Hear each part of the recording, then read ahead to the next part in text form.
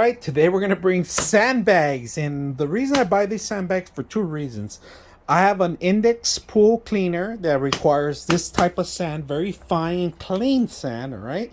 Now this one's purified sand, high graded, purified filter sand. So that means it's high graded, cleaning, removal of glass or any other items that are included in some of the sands. Now, the only reason I buy this one is because I use it for my aquariums, and I do have a large aquarium here.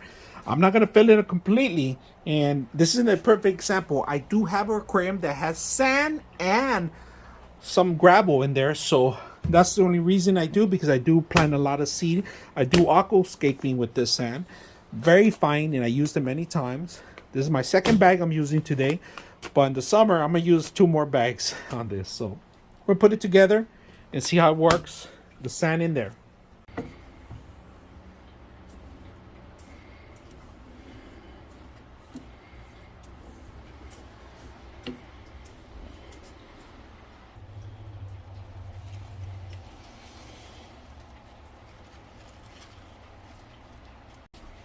All right, we combine the seeds with the soil, and we're gonna put this together. Slowly put some water, not too much today. Tomorrow we'll fill it up with more.